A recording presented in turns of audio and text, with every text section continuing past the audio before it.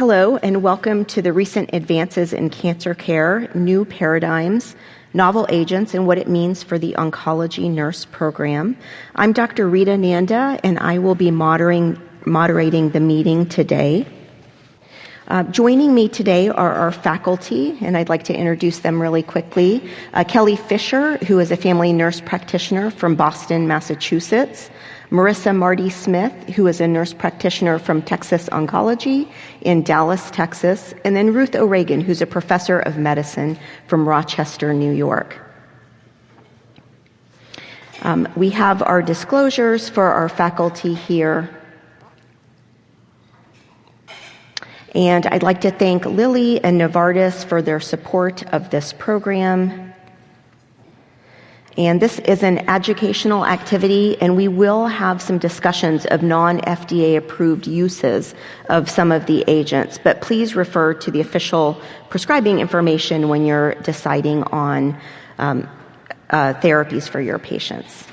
And the goal of our program is to really be very interactive. It's not to just, present data to you, but really for us to have panel discussions and interactions so that we can put these therapies and how we use them into context. So on our agenda today, we're really going to be focusing on CDK4/6 inhibitors. We're going to talk a little bit about some of the background. CDK4/6 inhibitors were first granted regulatory approval about 10 years ago now, and we've certainly come a long way from approvals in the metastatic setting to even in that early stage setting.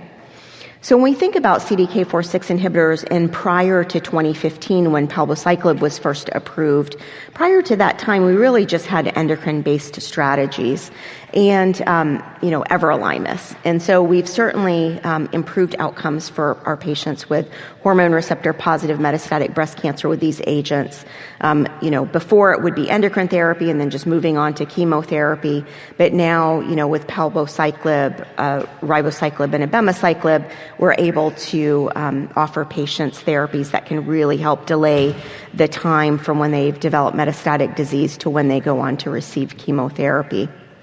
And over this decade of time, we've revolutionized the care of some women with early stage disease as well.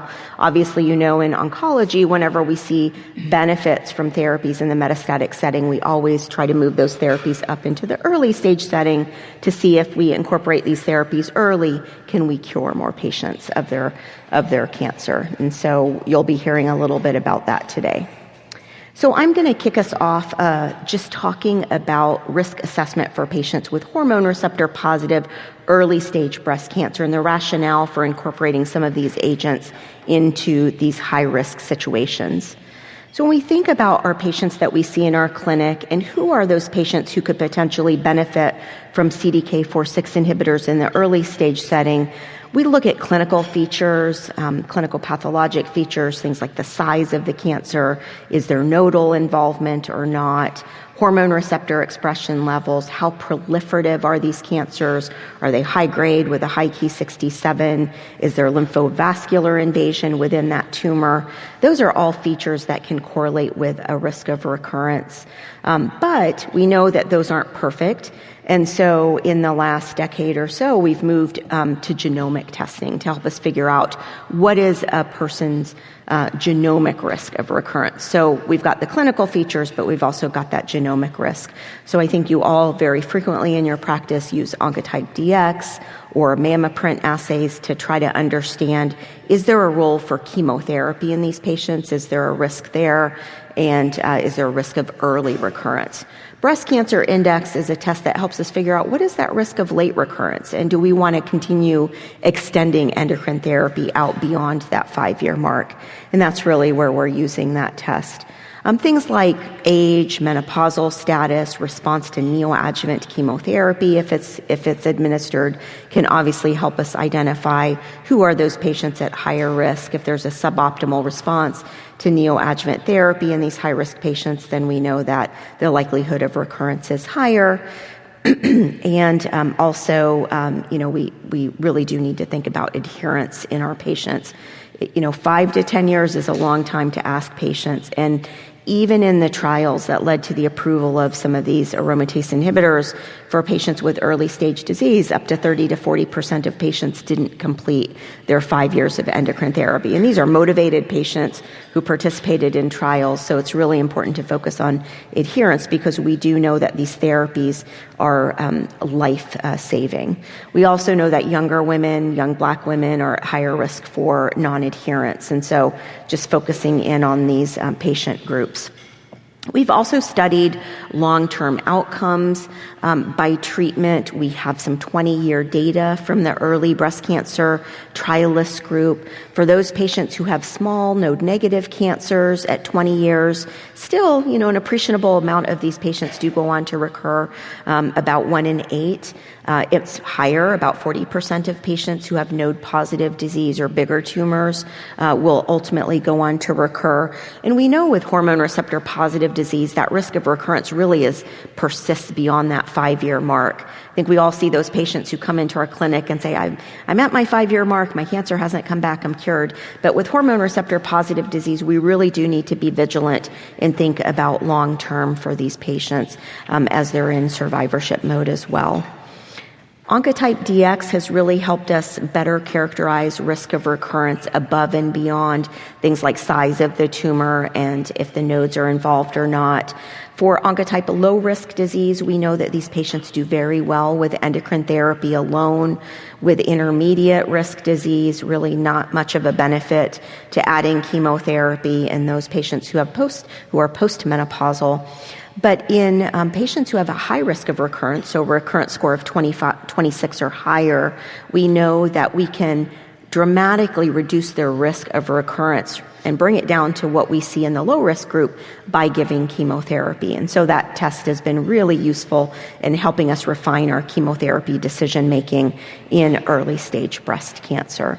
And then in premenopausal women, we've seen in those patients who are at high risk for recurrence, adding ovarian suppression, giving them an aromatase inhibitor does impact and improve 15-year disease-free survival rates. So the number of patients who are living without a recurrence at 15 years.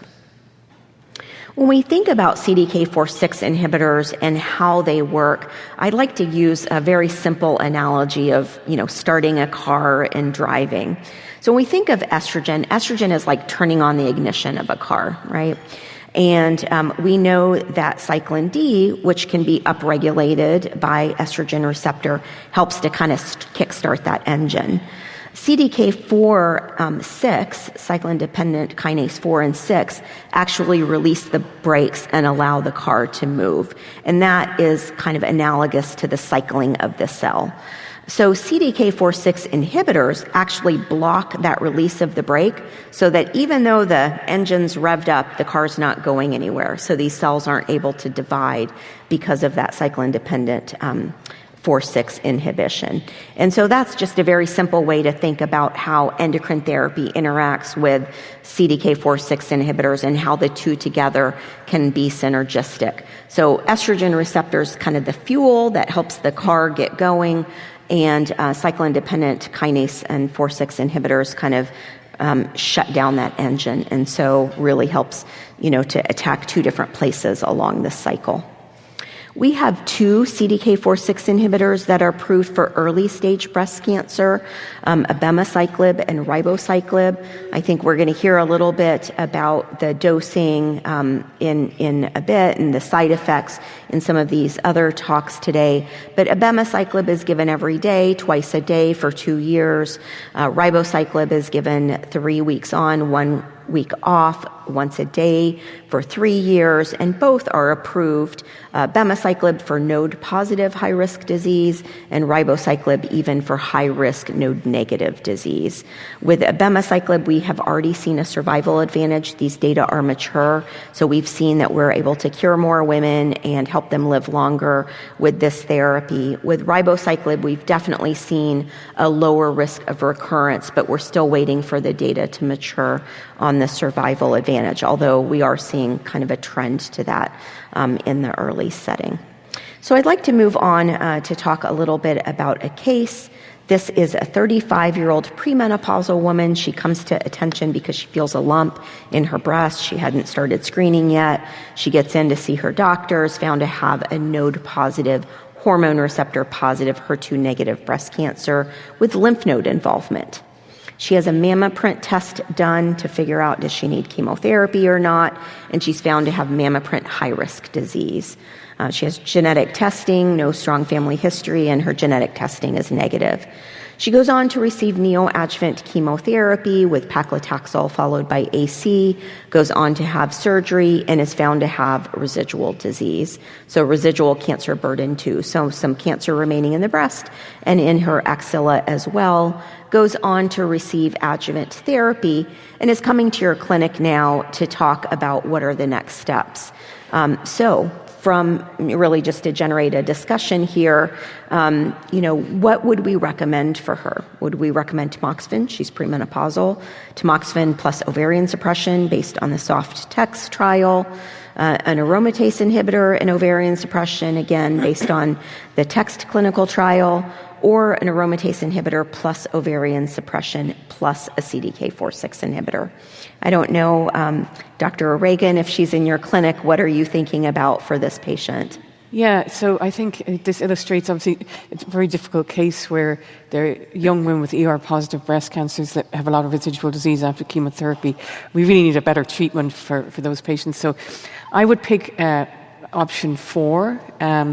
So I would have considered Lupron through the chemotherapy to preserve fertility if she didn't get it. But now I would start her on ovarian suppression, then add in an aromatase inhibitor, and then I would give her abemaciclib. Ribociclib would be okay as well, but I think I'd give her abemaciclib because she had RCB too, but she had positive nodes. She had positive nodes and a high Ki-67. Yeah. Mm-hmm. So 2 years of abema, Yeah.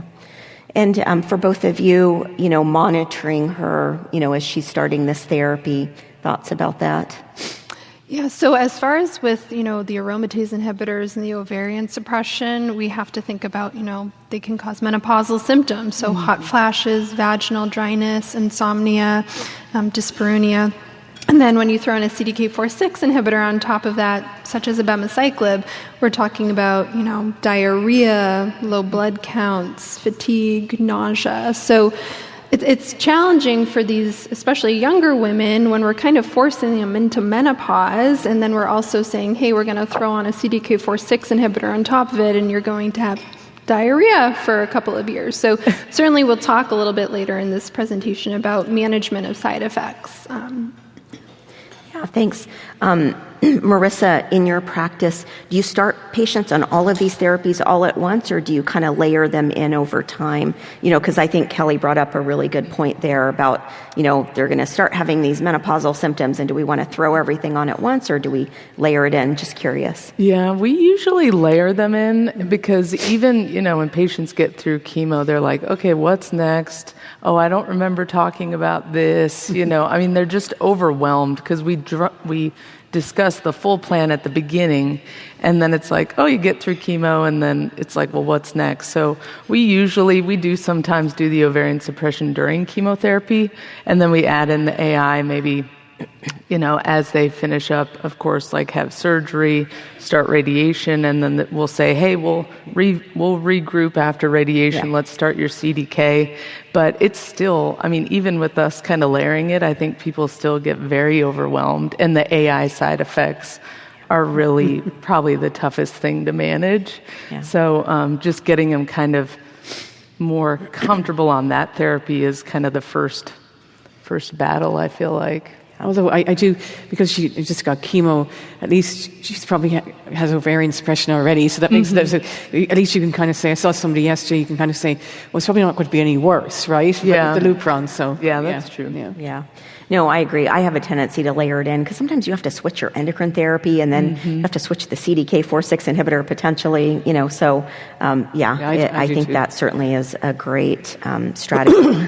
So just a question for you, Dr. O'Regan. Are you offering CDK4/6 inhibitors to all your patients with high-risk hormone receptor positive disease who would have met the enrollment criteria for the Monarchy or Natalie trial? why might you not, I guess? I mean, I do. I think in older patients it might be a little tricky because particularly like monarchy with the diarrhea. But in general, I do. And we can talk about this, but I always have to remind myself that, they Natalie used anatomic staging because I feel like there are some patients that I see a little bit later. I'm like going, oh my goodness, she was eligible, so I have to go back and give it to her. But I think, the data is convincing enough that I do recommend it to most patients, yes. Yeah. And both for you, Marissa and Kelly, do you see patients who just have to come off these therapies for different reasons? They're not able to tolerate them? Yes, certainly we see patients who aren't able to tolerate CDK4/6 inhibitors, and they do have to come off of their therapy. I always remind people that really the bulk of it is with your aromatase inhibitor, it offers overall a 50% relative risk reduction in recurrence over time. So I remind them of that, but we do definitely see patients who aren't able to tolerate the CDK4/6 inhibitors in the adjuvant setting. Yeah, no, that's a really good point. I mean, the endocrine therapy is the bulk of the benefit. So whatever we need to do to keep patients on that, this is, kind of adding benefit. But how about you, Marissa, in your practice? Yeah, I think, some patients, just by the time they get to this point in treatment, I think some of them are mentally already done.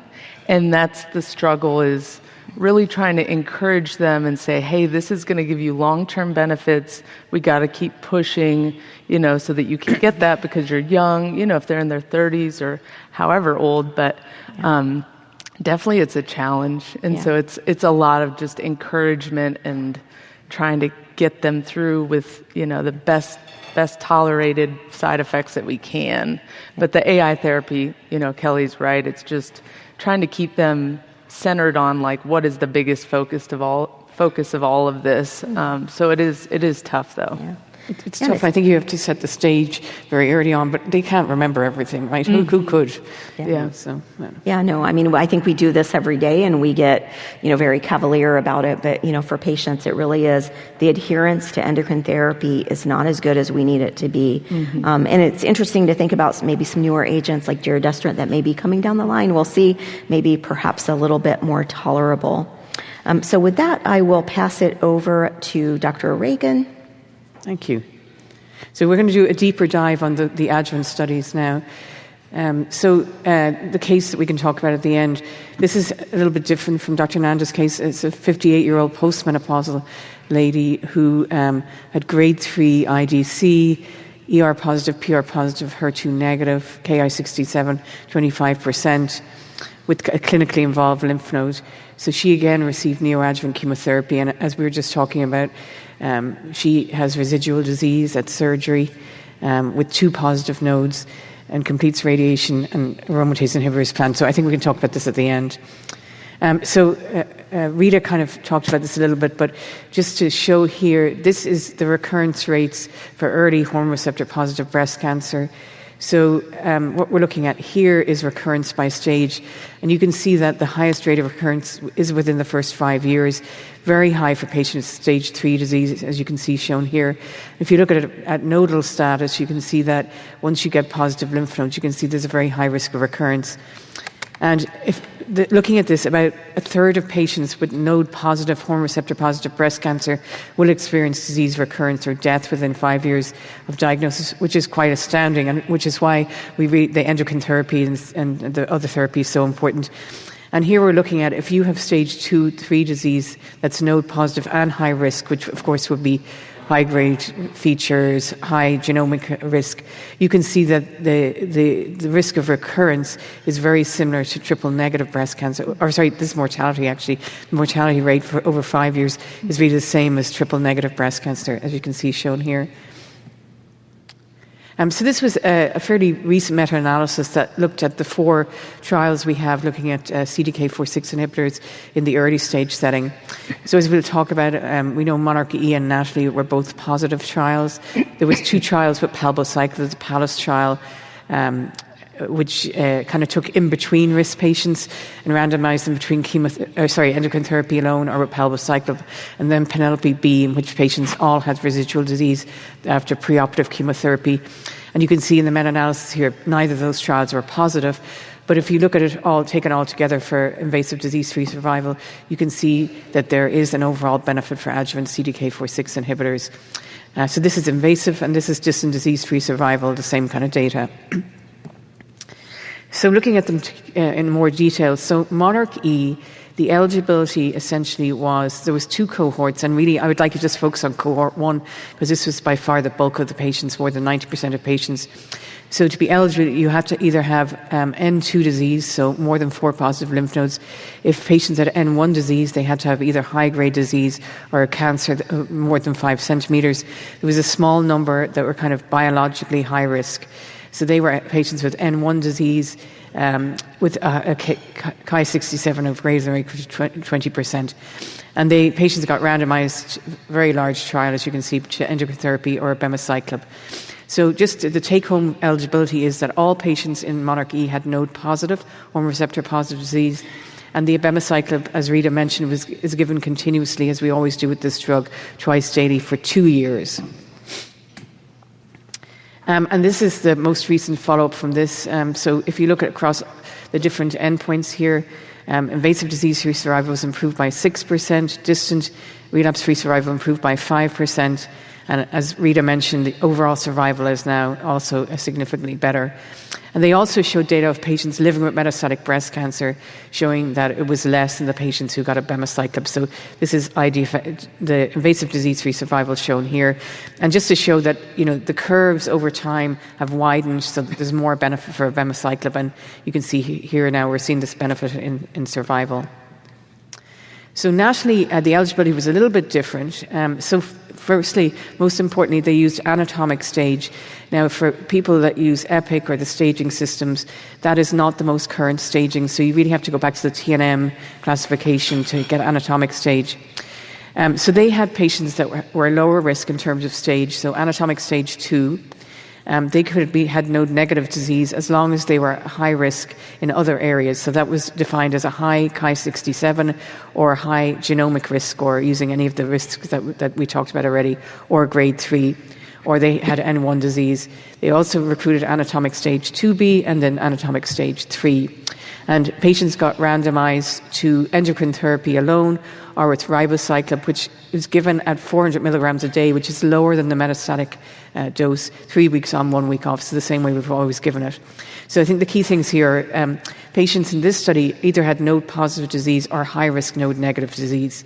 But if they were node-negative, they had to have, and T2 disease, it had to be high-risk biology or have T3 or T4 disease. And the most important distinction between, I think personally, the most important distinction between this trial and the Monarch E is the duration of therapy, because it was given for 3 years in this study. Now, we don't have as long follow-up with Natalie as we do with Monarch E, but you can see it's very consistent data shown here. The improvement in invasive disease-free survival is 5%. Again, you can see down here that as time goes on, the curves separate further. And distant relapse-free survival also significantly improved by 4%. Overall survival just isn't mature yet, but you can see here there's a suggestion the curves are now splitting in favor of ribociclib. And we're going to talk a lot more about this, but the other big differences between these drugs are the side effects. I think anybody who's given abema knows the main side effect is diarrhea, and we'll talk about the dose escalation to try and abrogate that at some point. Also causes neutropenia, although less so than ribociclib. And then ribociclib, we have an elevated LFTs and this prolonged QT interval shown here. So remember, you can't give it with tamoxifen, which is an important point which came out of the metastatic setting. But this just basically shows that in patients that required dose reductions, it didn't appear to impact efficacy, which is what we've seen in the metastatic setting as well. So just going back to this case, I guess just postmenopausal 58-year-old who received neoadjuvant therapy, had a lot of residual disease, including positive nodes, complete surgery and radiation, and aromatase inhibitors planned. Anybody not give her? I guess the question really would be, which of the CDK4/6 inhibitors would you give this lady? I think I would have a discussion with her about both. I mean, she's node positive, so you could certainly give her abemaciclib. I think also too, you have to factor in, like, she's young, but does she have any other comorbidities? Does she have any underlying GI issues where abemaciclib may not be a great option for her? So really, I think it's a conversation with the patient too, as far as, like, these are the side effects of both of these medications and the duration of therapy. Yeah, I actually saw this patient yesterday, and I did have that conversation with her. But actually, I do tend to lean towards abemaciclib because of the 2-year treatment with the dose escalation that we're going to talk about a little bit later on. I don't know, Rita, anything else? You know, it's a conversation. I have to say, before the abema survival advantage was reported out, I probably favored ribo a little bit more than abema because of the diarrhea. You know, it's once a day, not twice a day. It is longer, but maybe fewer side effects. You know, but I will say everyone generally has some fatigue with these agents. And so, you know, 2 years of fatigue versus 3 years of fatigue, the diarrhea, you know, certainly can be a challenge. You know, it'll be interesting to, you know, hear your presentations about, you know, how to try to mitigate the diarrhea. I think it's a conversation.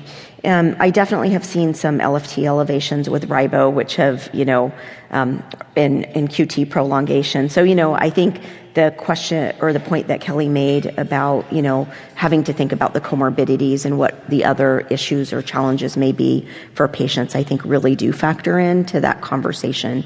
But I think, you know, there are two great options for patients, and, you know, it's a, you know, I think we offer the information to patients and you know, decide together what's the best strategy for them. I guess the tough thing is she starts abema and she has horrible diarrhea, and then, you know, she needs a CDK4/6 inhibitor.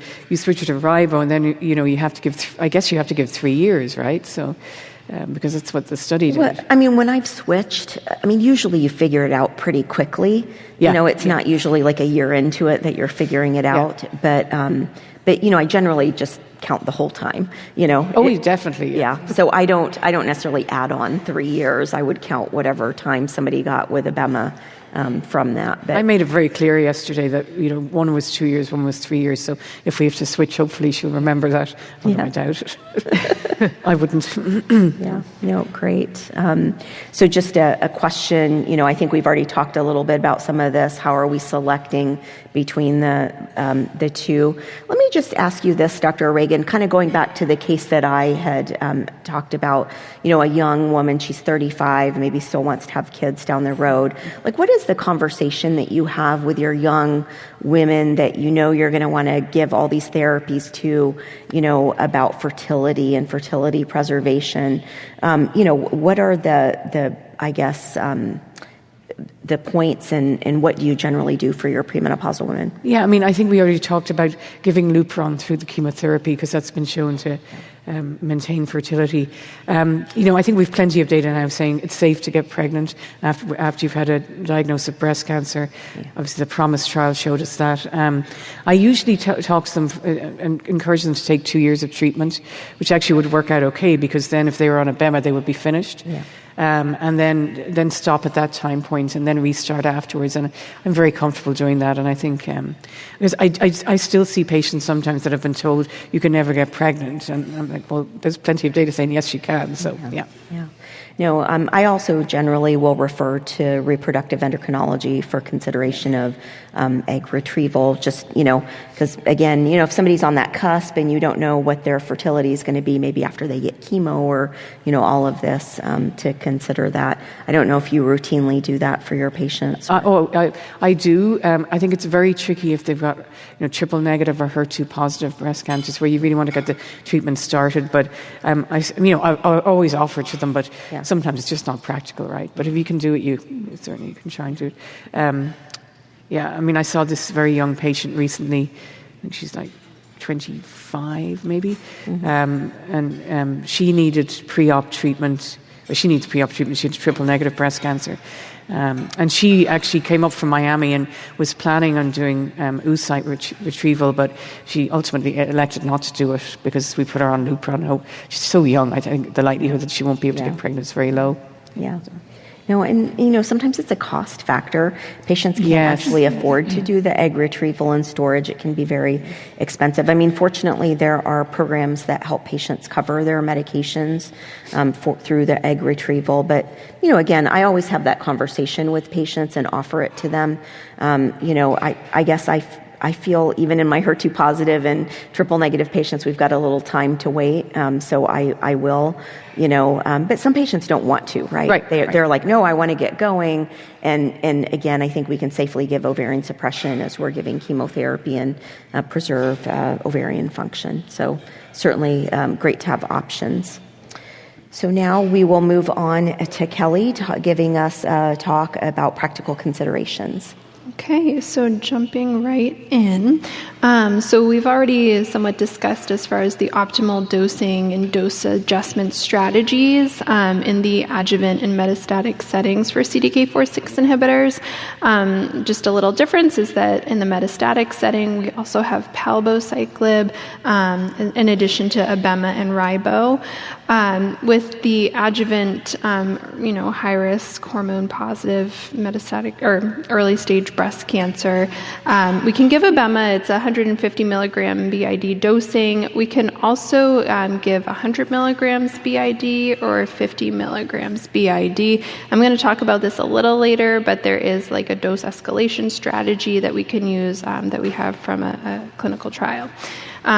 Also with ribociclib, in the metastatic setting, we use a 600 milligram daily dose for 3 weeks on and 1 week off, whereas in the adjuvant setting, we're using starting at a 400 milligram once daily dose for 3 weeks on and 1 week off. We can always go down with ribo to 200 milligrams as well. I think just a good point just to mention is that, if for some reason a patient is switching from, say, abema to ribo, we just have to remind them that they're not taking their ribo continuously. There is a week off, so I always remind patients of that when they're switching therapies. We've already kind of discussed this, but just the recommended duration of therapy for abema and ribo. Abema, it's 2 years, and ribo is 3 years of therapy. So we'll go over that. So we always talk about, as nurses and nurse practitioners, education and, talk about side effects, symptom management, and how best to prepare patients at home for managing their side effects. Patients do have to be aware when they're starting CDK4/6 inhibitor therapy that there is more frequent lab monitoring initially during the first 2 months that they're on these medications. Usually we'll check labs every 2 weeks for the first 2 months of therapy. And then we'll space it out to about monthly after that, or sooner if needed. I think also, too, we have to remember about where patients geographically live. Coming into clinic every 2 weeks for some people can be very challenging, especially if they live far away from clinic or in a more rural area. So we actually allow patients to have labs checked closer to home, maybe at a local lab. We're pretty comfortable with that. Again, as I mentioned, you need to make sure that patients are aware of the proper dosing and schedule of these medications, and definitely set patients up for success at home. So I always make sure that patients have loperamide in their medicine cabinet at home if they're on abemaciclib, just because they will likely need that for diarrhea. We can also prescribe them diphenolate with atropine in case the loperamide isn't doing the job. And also, I usually will prescribe patients antiemetics just to take as needed for nausea. Usually I'll prescribe ondansetron and prochlorperazine. If they're having diarrhea and nausea, ondansetron may be a good first option for them, just because ondansetron can be a little bit constipating, so that might be a good thing to mention to patients. And obviously, we work with patients as far as tolerability. So of course, if they're not tolerating their medication well, we can always adjust the dose or discontinue therapy if that's appropriate. So this is where our pharmacy colleagues are very helpful, talking about drug-drug interactions when patients are taking CDK4/6 inhibitors. So CDK4/6 inhibitors, they interact with drugs that are metabolized by the CYP3A4 enzyme pathway. You'll get increased toxicity with inhibitors and reduced efficacy with inducers. So there's listed some medications that are inhibitors and inducers of that pathway. With ribociclib specifically, this medication can prolong the QT interval, so we also have to consider if patients are taking QT prolonging agents and they're also on ribociclib. So these can be things like your tricyclic antidepressants, some antipsychotics. Again, we want to make sure we're monitoring their EKGs usually at baseline, 2 weeks into starting the ribo, and at the beginning of cycle 2. And then with palbociclib, you need to be aware if patients are taking any proton pump inhibitors, because those can actually reduce the absorption of palbociclib. And I do feel like everybody is on omeprazole, so it might be something where we have to change their omeprazole to maybe something like famotidine.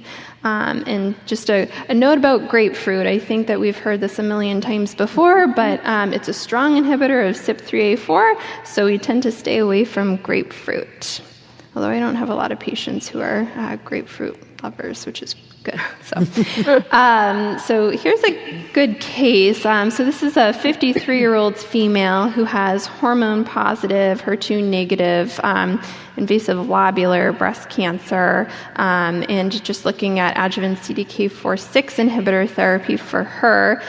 Just to give a little bit of background about her, she's married, she has a 13-year-old son, she owns her own hair salon, so really working is, it's very important to her, like that's her primary source of income, so to be out of work for her, it's critical. She also is very active and she enjoys hiking, and then she also does high-intensity interval training classes a couple of times a week, so she's a very healthy, vivacious woman. So in March of 2025, about a year ago or so, she was diagnosed with invasive lobular carcinoma. She underwent a bilateral mastectomy. She had a multifocal disease spanning about 7.5 centimeters. She did have some skin invasion into the dermis. She actually had a low oncotype of 13. After her mastectomy, she did have radiation therapy, and after she completed that, we started her on adjuvant letrozole, leuprolide with ovarian suppression because she was premenopausal at the time, and ribociclib. At baseline, her EKG was normal, as well as her LFTs. We check a complete metabolic panel for these patients because ribociclib can cause elevation in liver function tests. About a month or two into starting her adjuvant ribo, her LFTs shot up to 2,000s, 3,000s, and previously was normal. Her bilirubin actually got up to around 8. So obviously we stopped her ribo, and she was actually hospitalized for about a week or two, and she ended up having a liver biopsy, which actually confirmed that she had like a drug-induced liver injury, and the pathology report actually said likely related to ribociclib. So she responded very well to high-dose steroids while she was in the hospital, and when she came out of the hospital, and then a few months later, we actually did start her on adjuvant abemaciclib, but we did a very low and slow dose escalation approach for her at 50 milligrams once daily with the abema. And we increased her very slowly over a 2-month period with weekly lab monitoring. And then I'll just show you really quickly. Obviously, this is a very dramatic spike in her LFTs. And you can see here, really September is when she started the therapy. And then just a month later, you can see those ALT, AST, 2,000s, 3,000s. Billy was up to 8. So just thought that was an interesting case to share with you guys.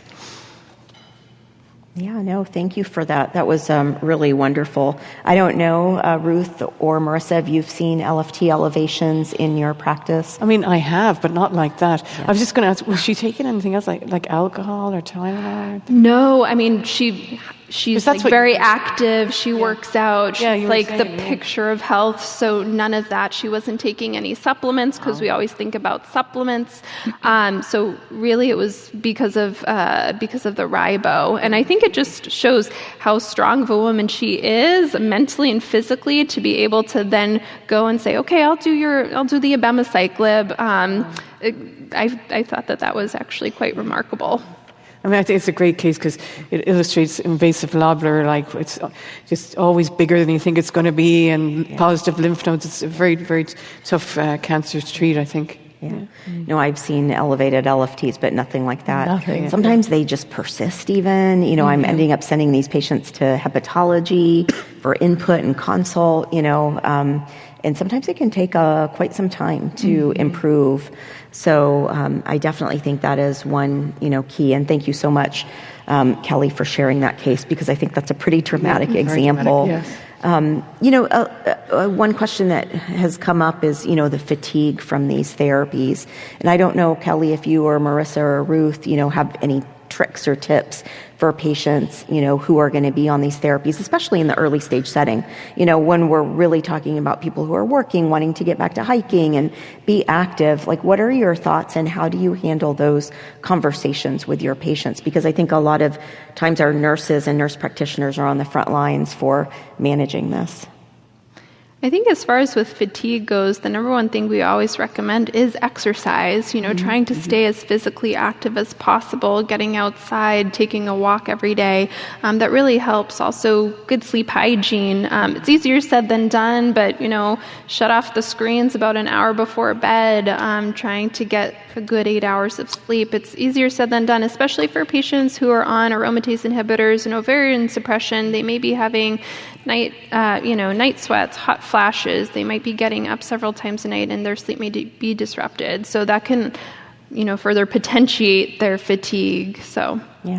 That's what I was just going to say. I think a lot of the ladies, because of the ovarian suppression and the AIs, it's like they're already not sleeping the best. So I'm always asking people, how are you sleeping? Because they'll say they're tired. So it's constantly like, well, we need to get you sleeping better, and then you won't have as much fatigue, and then the CDK on top of it. So it's just managing all the things and encouraging them to exercise too. Yeah, no, I think that's great. I mean, physical activity, sleeping well. We have, fortunately, a lot of medications that can help manage those hot flashes at night and hopefully get people feeling better. I have to say, sometimes you can do all of that and they're still fatigued just from the CDK4/6 inhibitor. So sometimes I've occasionally reduced the dose, because at the end of the day, we're talking 2-3 years. We want to make sure that it's tolerable and certainly something that could be considered. And I think we have that data showing that they're still effective even if you reduce the dose. Yeah. So our next talk, I will pass it off to you, Marissa. Thanks. So I'll be discussing cytopenias that we see with CDK4/6 inhibitors. So like Dr. Nanda had said, really, CDKs have really kind of revolutionized the treatment in our landscape, really, with breast cancer, both in the metastatic setting and now in the curative setting. So we're using them really more than we ever have before. So for our nurses, for all our staff, really just looking at hematologic toxicities, how often patients have to come in, nursing management, and then dose modification strategies. So I also like Dr. Nanda's analogy. I always love giving patients analogies because it helps them understand and comprehend what we're doing, because oftentimes patients will say, well, why are you putting me on this and then this medication? Like, I don't understand. And that affects their adherence to therapy too. So explaining how CDKs work in conjunction, in collaboration with their endocrine therapy, it's super important that patients understand that, and then they'll understand why they need to take it for 2 years. So I always tell patients it stops the cell cycle, it complements the endocrine therapy, which is suppressing the hormones, and so it's doing a totally different mechanism, and so it's complementing what you're already on. So we do see some grade 3 to 4 neutropenia. In looking at the research before this morning, really the palbo and ribociclib, we see 75 to 80% of patients have some grade of neutropenia. The grade 3 to 4 is over 50% of patients will have more neutropenia versus the abemaciclib, where about 46% of patients will have some grade of neutropenia. The higher grade, like in Monarch E trial, was about 19.6% of patients had higher grade neutropenia. So that's primarily what you're seeing with these agents. The anemia and thrombocytopenia I've seen is really less frequent with all of them, but you might see some of that. So, and as these patients are on extended therapy longer, it's not like you see a cumulative toxicity. So, really once we dose adjust them, they typically move forward and they're fine in terms of not having really recurrent neutropenia. So what's nice about these agents is that, it's very predictable, which is why we see them so often at the beginning, every 2 weeks.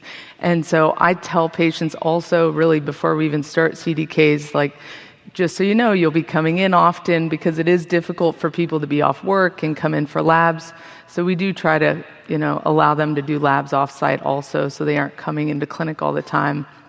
But there is pretty often, we are monitoring them pretty often at the beginning, so because that's when we typically see the neutropenia. So if someone comes in and they are neutropenic, then literally we just hold therapy. We'll say, let's check you in a week, because around 7 days is really when they can recover. And the good news is febrile neutropenia is really rare. So patients can be neutropenic. We tell them all the neutropenia precautions and to call us, and we can kind of just reset in a week. So this shows you just a visual of the monitoring, which Kelly already covered. We're checking CBCs prior to starting, and then first 2 cycles. So for the first 2 months, we're checking every 2 weeks, and then we're typically monthly after that. And depending on if they are having higher grade toxicities, then we're adjusting their dosing. So as I was deep diving into all the things for this presentation, I saw that there was some new grading criteria for neutropenia. But I was asking Dr. Reagan, really, I think most of us are still using this older neutropenia, grading criteria, where we're looking at grade 3 really is less than 1,000 for the ANC. So I had no idea because, again, we're doing it as we always have done. So if we do have to interrupt therapy, it's really for persistent grade 3 or any grade 4 cytopenias, and then we resume dosing when their ANC is 1,000 or higher. So really, we just dose reduce, and typically that's the fix, which is, again, really easy for us to do in oncology. So we're not frequently having febrile neutropenia. We really don't have to use any of our,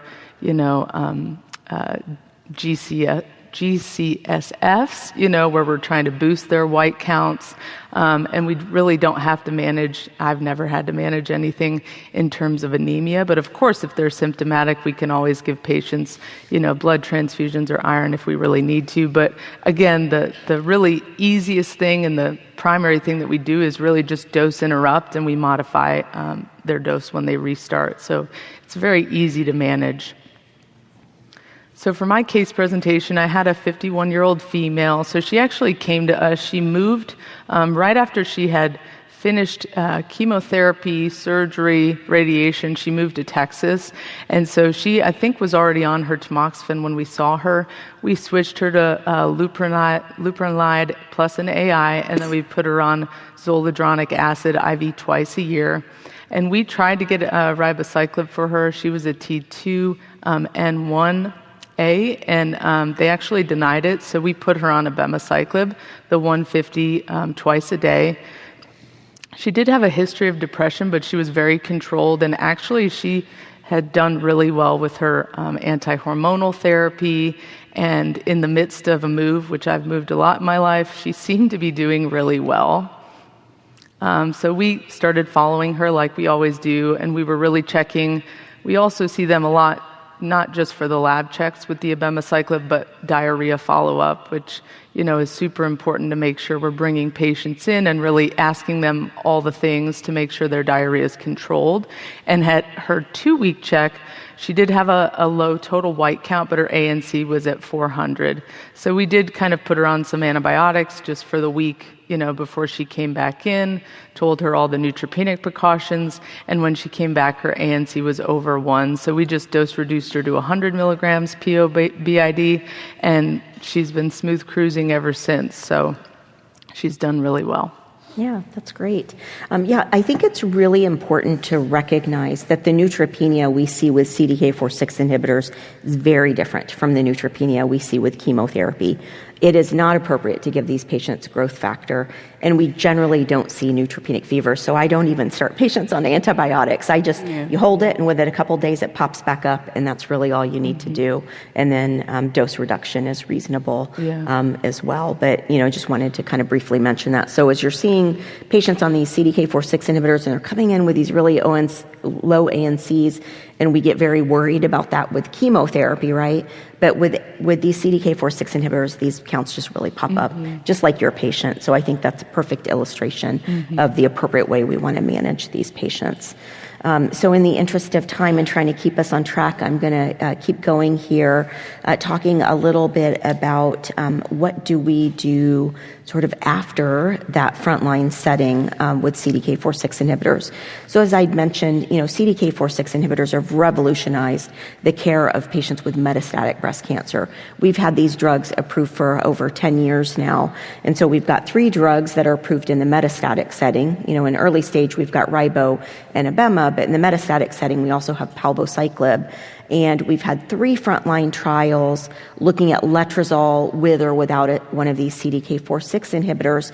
And all 3 of these trials, Paloma-2, MONALEESA-3, MONARCH-3, all were large randomized phase 3 trials, which randomized patients to an aromatase inhibitor with or without the CDK4/6 inhibitor.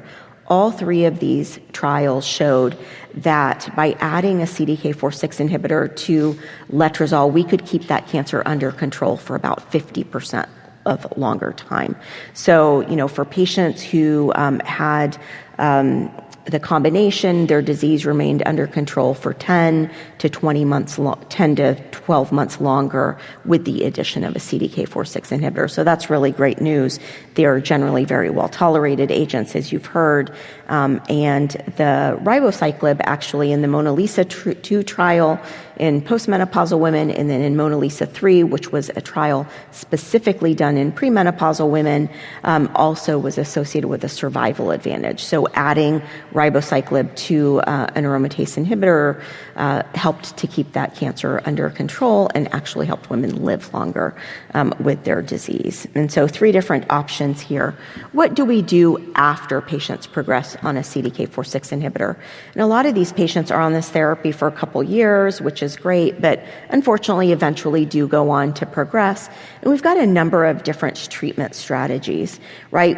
There are trials that have looked at CDK4/6 inhibitor after CDK4/6 inhibitor, so switching out the endocrine therapy and the CDK4/6 inhibitor in that second line setting. We've got some newer therapies, the oral SERDs, elacestrant, imlunestrant, that are now available, but only in that subset of patients who have ESR1 mutations on, liquid biopsy. And so that's a select population. We also have tyrosine kinase inhibitors like alpelisib and capivasertib for patients who have alterations in that PI3 kinase AKT pathway. So again, having mutations in PIK3CA or AKT or P10 sort of pathway dysregulation are eligible for these agents. So again, a subset of patients. And then, again, novel therapies like estrogen receptor degraders. We have a PROTAC that was just recently approved called vepdegestrant. And so after patients progress on their endocrine-based strategies, then we are moving on to chemotherapies. But we're going to focus a little bit on what do we do after patients progress on their CDK4/6 inhibitor. The post-MONARCH trial was a large randomized phase 3 trial that looked at swapping out the endocrine therapy to fulvestrant, so an injectable SERD. and then randomized patients to abemaciclib or a placebo. So again, switching out the endocrine therapy and then, continuing a CDK4/6 inhibitor in that second-line setting.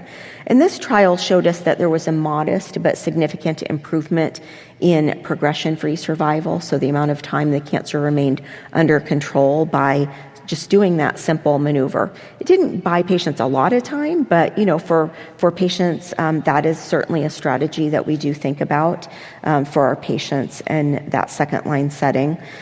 So again, here we've had a number of trials that have looked at swapping out the CDK4/6 inhibitor and endocrine-based therapy. Post-Monarch was a large randomized phase 3 trial.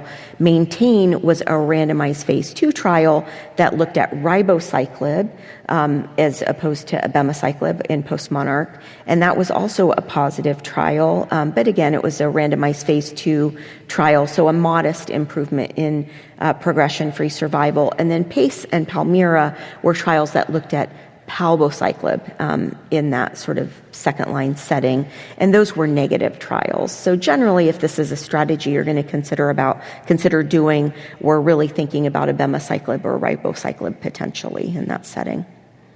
The Inavo 120 trial was a trial that looked at these patients who had poor prognosis. These were patients who had a PIK3CA mutation and had progressed during or within 12 months of their adjuvant endocrine therapy, so really high-risk patient population. In this trial, patients were randomized to inavolisib, which is a PI3 kinase inhibitor, plus palbociclib and fulvestrant versus palbo and fulvestrant with a placebo. And so this was really a frontline trial, not necessarily a second-line trial, looking at progression-free survival as a primary endpoint and then overall survival as a secondary endpoint. And what we saw in this trial was that the triplet therapy, so palbociclib and fulvestrant and the PI3 kinase inhibitor inavolisib, improved progression-free survival by almost 10 months as compared to palbo and fulvestrant alone, and also significantly improved overall survival. So again, a very niche population of these high-risk patients who recur early on or shortly after discontinuing their adjuvant therapy and also have a PI3 kinase inhibitor. So I've used this in one patient to date because we don't have a ton of these patients, but something that you may be seeing in your practice, and so something to think about. We also have the EMBER-3 trial, which was looking at an oral SERD called imlunestrant. And this trial looked at pre- and postmenopausal women who had recurred on or within a year of completion of their aromatase inhibitor with or without a CDK4/6 inhibitor, and then advanced breast cancer that had progressed on their first-line therapy with a CDK4/6 inhibitor-based therapy. And here patients were randomized to one of three arms: the oral SERD alone, so imlunestrant alone, standard endocrine therapy, either fulvestrant or exemestane, and then the combination of imlunestrant and abemaciclib. And so in this trial, about a third of patients were found to have an ESR1 mutation. For the standard of care endocrine therapy, the majority of these patients, about 90%, were randomized to fulvestrant, about 10% got exemestane, and about 40% had an alteration in that PI3 kinase pathway, and 60% had prior CDK4/6 inhibitor-based therapy. And so what we saw comparing imlunestrant to the standard of care endocrine therapy was a significant improvement in median progression-free survival of a few months, and this led to approval of imlunestrant for ESR1 mutated hormone receptor positive breast cancer after progression on frontline endocrine-based therapy. Then looking at imlunestrant with or without abemaciclib, we saw that there was a consistent benefit to imlunestrant plus abema regardless of ESR1 mutation status, PI3 kinase 1 mutation status, or whether or not patients had previously received CDK4/6 inhibitor. I'm a little over time, so I'm going to go very quickly, but the Victoria trial was a randomized phase 3 trial that looked at endocrine therapy with a CDK4/6 inhibitor and then gedatolisib, which is a pan-PI3 kinase and mTORC1 and 2 inhibitor. And we'll see some updated data at ASCO this year, but both the doublet and the triplet were associated with a significant improvement in progression-free survival as compared to fulvestrant alone. You don't have to have any special mutations, no ESR1 or PI3 kinase mutation was even needed to see this benefit. So really interesting, and I think this is a drug that may be heading out into the clinic soon. In the interest of time and kind of keeping us on track, I'm going to skip over this case and we can come back to it at the end if we've got some time. But, I'd just like to ask you all if you generally include a CDK4/6 inhibitor as part of first-line therapy for all of your patients, or are there some situations where you don't, maybe incorporate that CDK4/6 inhibitor as frontline therapy? I mean, I use them almost in all patients. Now, we did see follow-up from Sonia, though, which is the trial that looked at either using it first line or second line, showing that it didn't matter. And that was a very large trial, but I think that, the survival advantage in both the Monarch trial and the Mona Lisa trials, I mean, I do tend to do it. Older patients can tolerate it pretty well as well. I think the big question is, what do we do with patients who've had an adjuvant CDK4/6 inhibitor and then develop metastatic disease? I think that's it was nice you showed the post-progression trials, because I think it's clear if you're going to use a CDK4/6 inhibitor, it shouldn't be the same one, right, based on that data. So, yeah. Any thoughts? Do you have any patients where they really do struggle and you just wonder, should we be given this or? Yeah, I think certainly, as far as with toxicity, you always have to consider that and, their performance status, if they're more frail. And I think to mention too, as far as with, progression on, say, a CDK4/6 inhibitor in combination with, for example, letrozole, maybe if they have like a low burden of metastatic disease, maybe if they're bone only, maybe you can switch them to something like a different CDK4/6 inhibitor and fulvestrant, so you're not completely shaking up the entire regimen. So we've certainly done that as well, but a big thing is tolerability and performance status of these patients. So, yeah. How about you? I was going to say, I mean, really the only time I've seen us not use them is very rarely, like if ladies are in their, 90s and they're super frail, poor performance status, it's like, well, let's give them an AI, and just, they can't do chemotherapy. There's, a CDK4/6 is too toxic, which is rare, So, I mean, that's the only time I feel like we don't use them. But if we do, if patients do have more comorbidities, we start at a really low dose and see how they do. But I think really overall they're such well-tolerated drugs, that or therapies that we use them really for pretty much everyone. Yeah. So it's rare situations that we don't use them, I guess. Yeah, no, I think I would echo all of that. But, in some of these really old, frail patients who are maybe de novo metastatic hormone receptor positive patients where you think you could get a lot of mileage just out of endocrine therapy alone. I've certainly done that and then kind of layered it in later on. How about selecting CDK4/6 inhibitors for your patients? Any thoughts about, which one to pick for which patient? Are there certain things where you think maybe this is the right one or not? Or do you have a go-to and then if they don't tolerate it, switch? I usually recommend ribo just because of survival data, but abema also, they're very similar to the survival. It just wasn't significant in the Monarch study. But I think ribo's just because the less diarrhea is a little bit more attractive. So that's usually what I would do. And then, I think as we've been talking about, dose reduce as needed depending on side effects. Yeah. Any other additions to that? I think we tend to start in the metastatic setting with palbo. I've had some patients actually with ribo where, believe it or not, they've actually had abnormal EKGs in the first 2 weeks or at the start of cycle 2, day 1. So we have switched them to a different CDK4/6 inhibitor. But I don't think you can necessarily go wrong with any of those options in the metastatic setting. Yeah, great. And then re-challenging with CDK4/6 inhibitors after disease progression. I think, Ruth, you brought up a great point of now that we're using these agents in the early stage setting, and if patients go on to recur, should we consider re-challenging with a CDK4/6 inhibitor or not? I think, is kind of interesting to think about extrapolating that data to that setting. And I think, as you said, in the second-line setting, it's all about the genomics, sending the ctDNA and basically deciding what to do based on that is obviously key. So, but I have re-challenged patients with a different CDK4/6 inhibitor. It's not that effective, as you showed, but it is an option for some patients. Yeah, thank you. All right, Kelly, back to you. Okay, so now that we've been talking so much about diarrhea, we'll talk about some GI adverse events with these CDK4/6 inhibitors. So that's pretty significant. As far as with the diarrhea associated with abemaciclib, it's about 82% of patients that experience it, and this is all grades of diarrhea.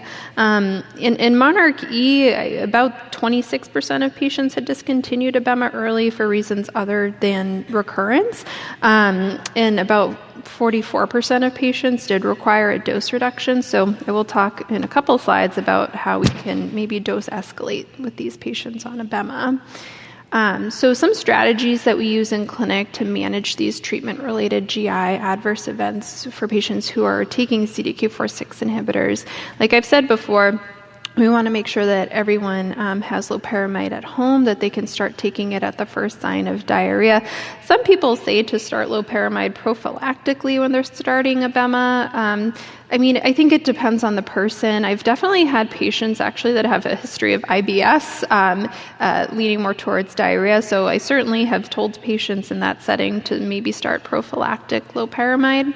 It's very important to make sure that these patients are staying hydrated and drinking at least 8 to 10 glasses of water or clear liquids daily, and of course modifying their diet as needed. I don't think a lot of patients are wanting to drink alcohol with these types of medications, but certainly they need to limit their alcohol and caffeine intake and maybe reduce the lactose-containing food and drink that they consume.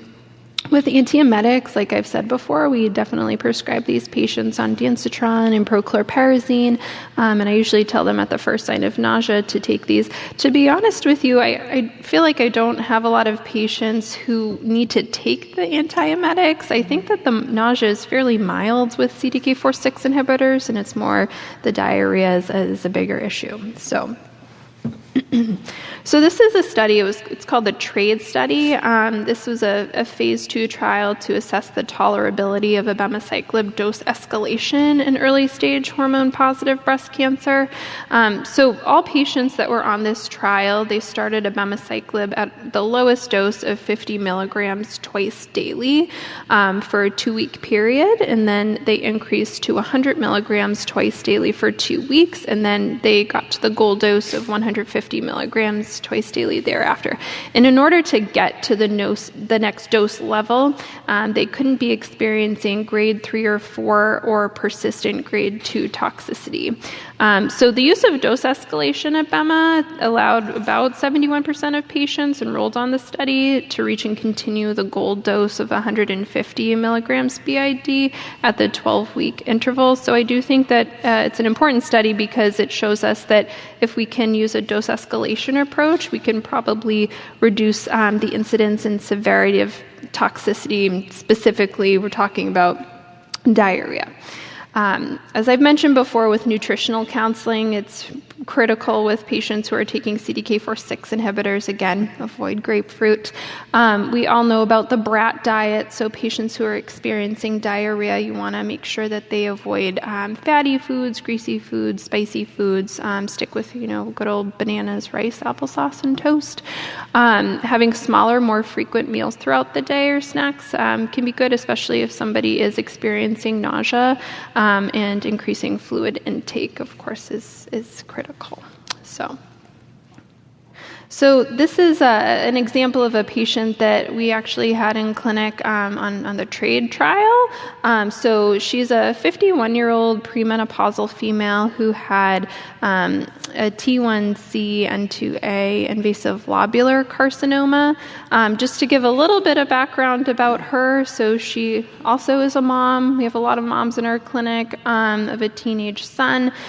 She works from home and a hybrid model. Since COVID, her company allows her to work from home 3 days a week, and she goes into the office 2 days a week, and she's married.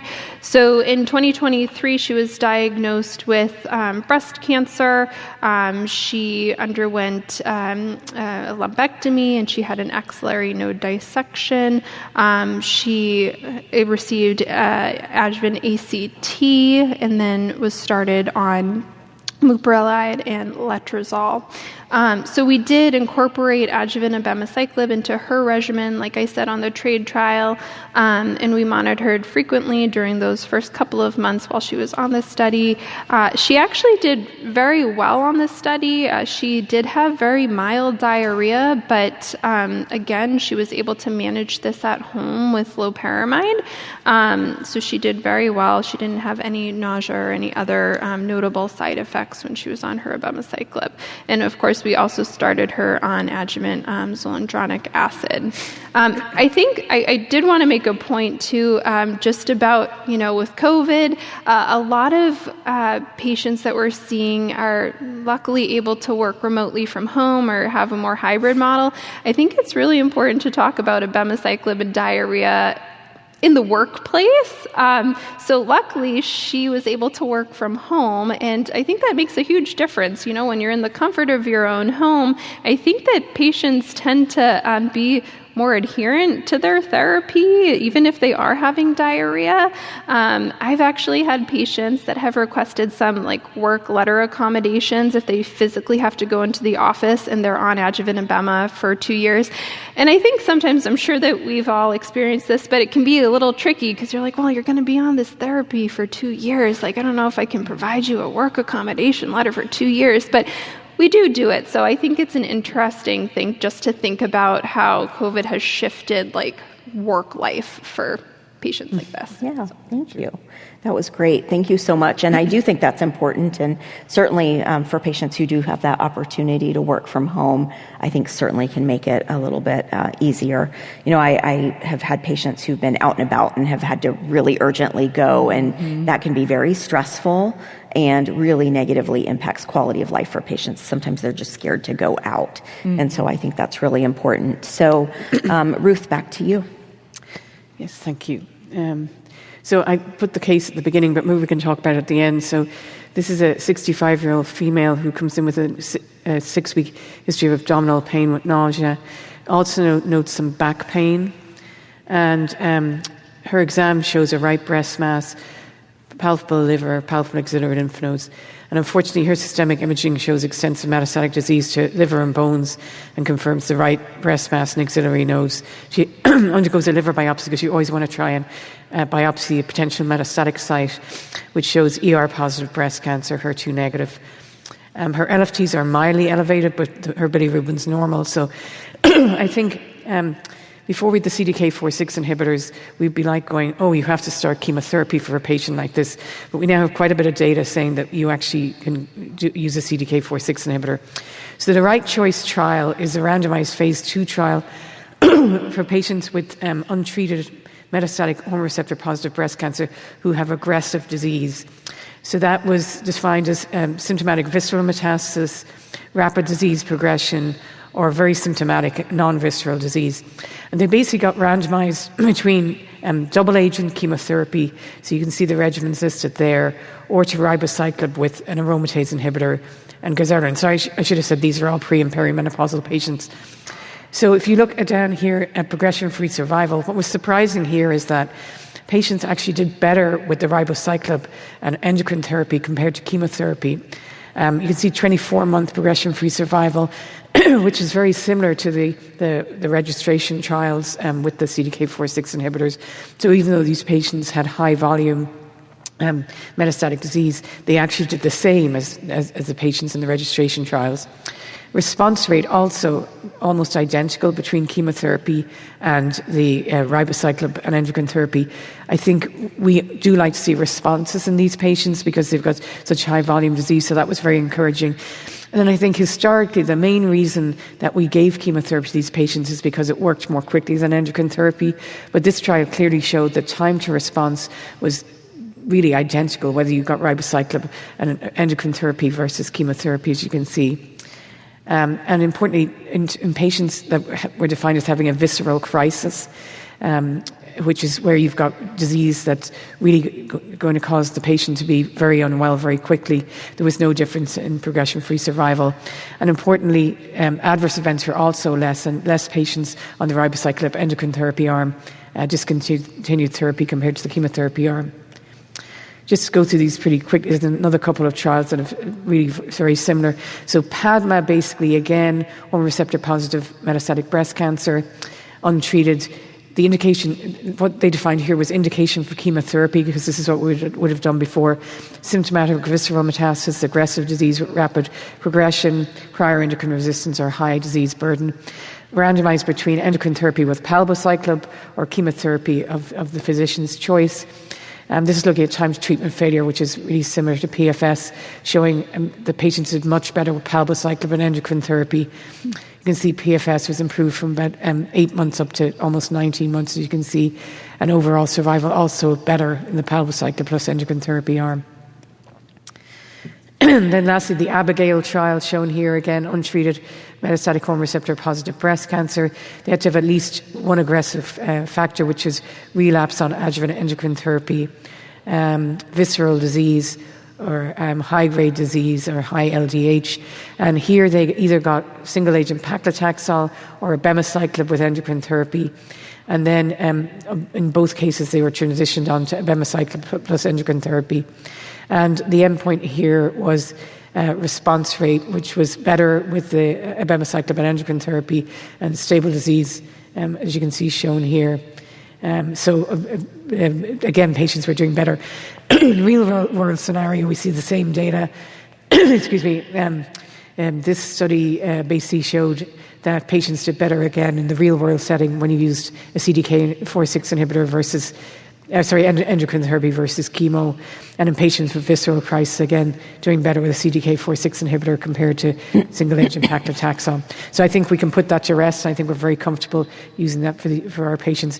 This slide just kind of summarizes the different endpoints across those trials, but essentially all of them showed patients did better with a CDK4/6 inhibitor and endocrine therapy, and time to response was comparable. Now, what about patients with brain mets? Obviously, patients with hormone receptor positive metastatic disease tend to get brain mets less commonly than HER2 positive or triple negative, but they do get brain metastasis. There's not a lot of data, and most of it's with abemaciclib. This phase 2 study took patients with hormone receptor positive HER2 negative breast cancer with brain metastasis, 55 patients. The median number of brain mets was 2. Prior radiation was given in about 80% of patients. And they saw objective response of 5%, control at 6 months about 24%, and intracranial, this in the brain, progression-free survival of 5 months. Obviously, with the hormone receptor positive disease, particularly invasive lobular disease, leptomeningeal disease can be seen. In those patients, was a very small number of patients. The disease control in the brain at 6 months was about 14%. And they did a CSF analysis and showed very high levels of abemaciclib in the CSF compared to the blood. So really confirming that at least abema crossed the blood-brain barrier. Also a very small series giving radiotherapy with CDK4/6 inhibitor. It's only 24 patients. They either got radiotherapy to the brain before, during, or after CDK4/6 inhibitor, showing quite nice PFS at 6 months of 77%, at 12 months of 50%, with local controls at 6 months of 80% and at 12 months of 70%. So this is just really radiotherapy with CDK4/6 inhibitor does appear feasible, but the patient number is very small. And then the last thing to talk about, kind of switching track, was patients with HER2 positive, hormone receptor positive metastatic disease. So Patina, very interesting study, took patients who had both hormone receptor positive and HER2 positive metastatic disease, untreated in the advanced disease setting. They all got 6 to 8 lines of treatment, which was either taxane or vinorelbine with trastuzumab plus or minus pertuzumab. After they completed their induction therapy, they went on as a standard of care to either get trastuzumab plus minus pertuzumab plus endocrine therapy, or with the addition of palbociclib. So it's kind of like adding palbociclib into the maintenance therapy. And there was a number of stratification factors that you can see shown here. And very striking results. First of all, the median lines of induction therapy were 6. About 70% of patients had a response to induction therapy, which is what we typically see, and 30% had stable disease.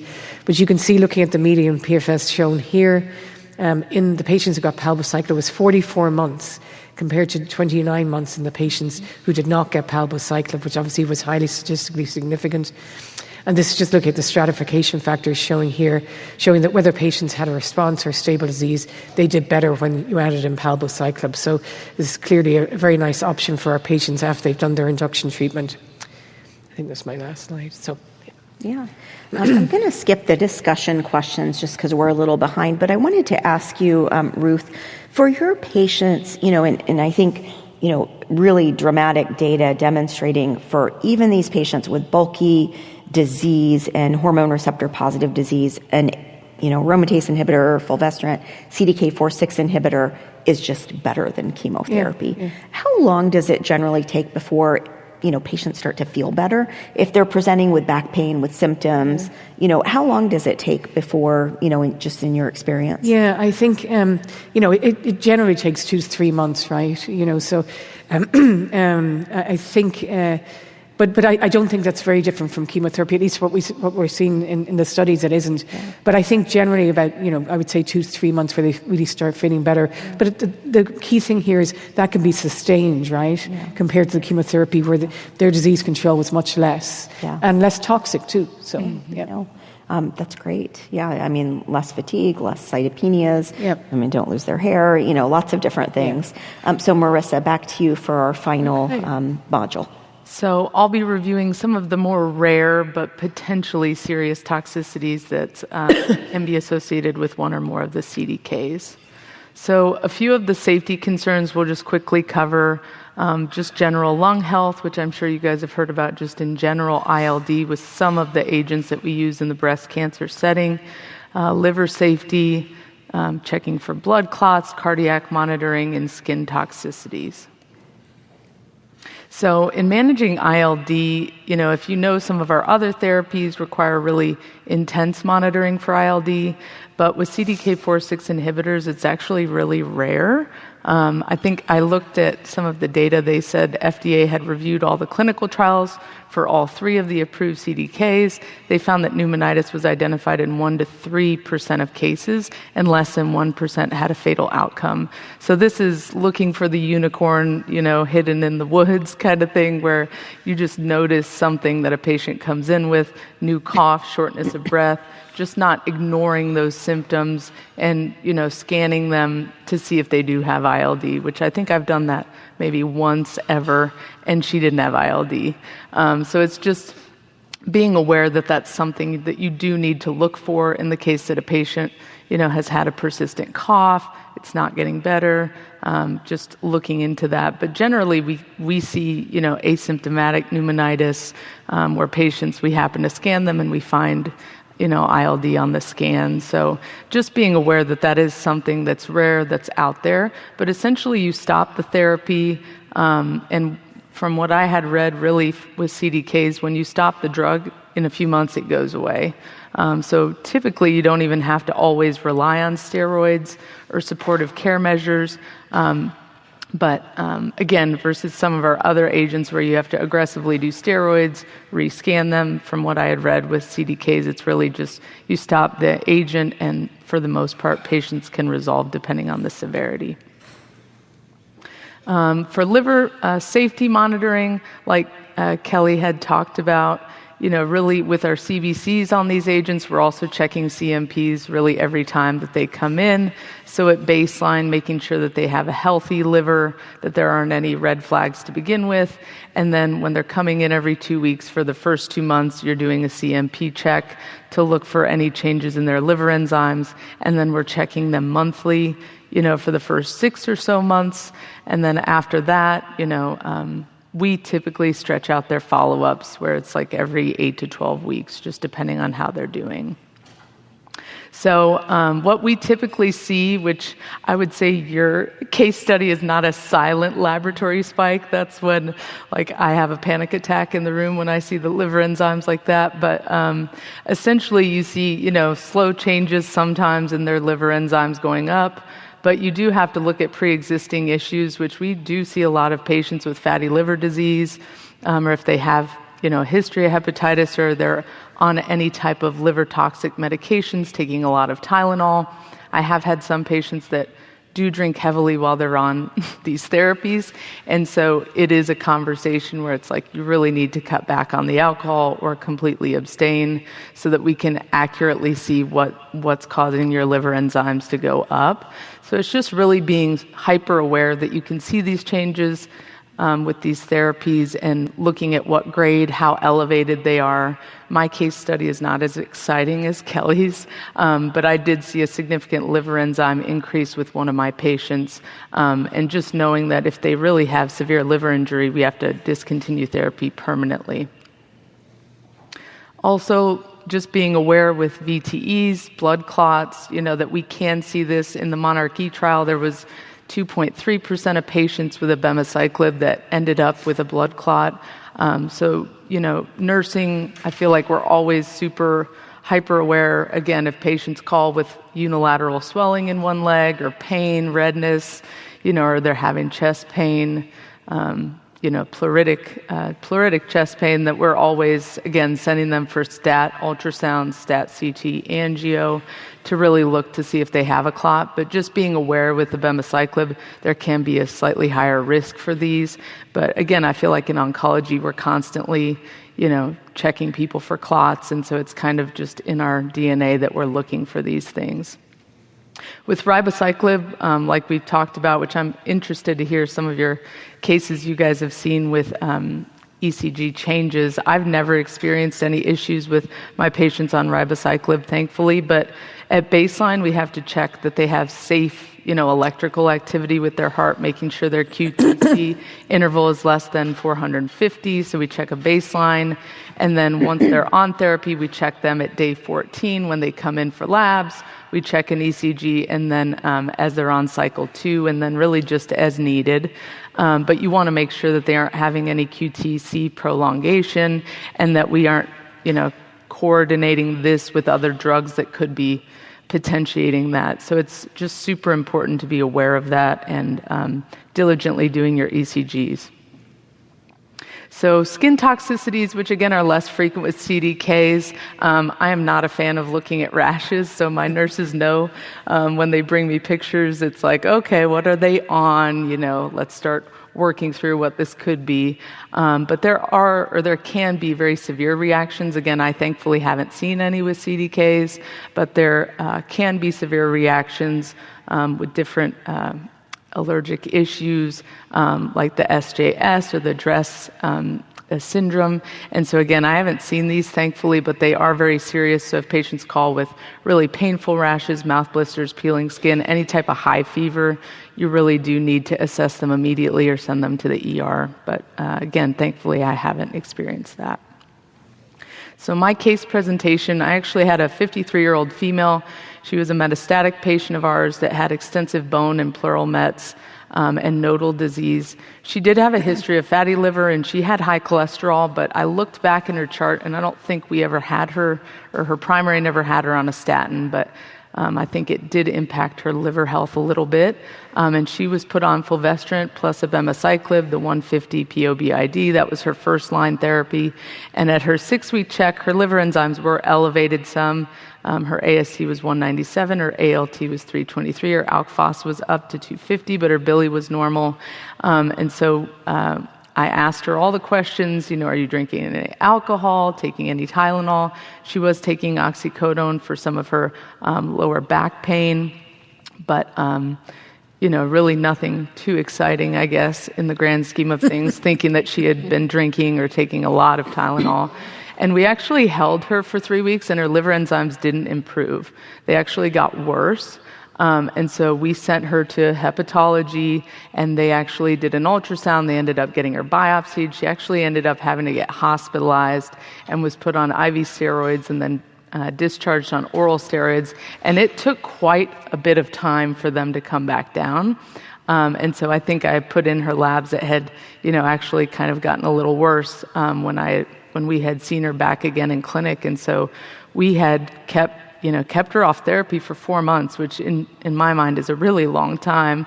And then we were able to restart her on palbociclib, but it took a long time for her LFTs to really come down. So we talked to her a lot about diet, a lot about exercise, and ultimately I think it was just a combination of the therapy plus really significant fatty liver that ultimately was her issue versus, Kelly's example with the drug-induced injury. But we do see in our practice with chemotherapy and everything, we see a lot of patients with fatty liver. So it is something for nursing and everyone to just be really aware of. Yeah. I think that's a great point because, when we think about ribociclib in particular, having this potential toxicity, maybe patients who don't have baseline normal LFTs, maybe that's not the best therapy to pick for them. But thank you so much to our wonderful speaker panel here, and thank you all for coming. I really appreciate you all getting up so early in the morning to join us. Thank you so much.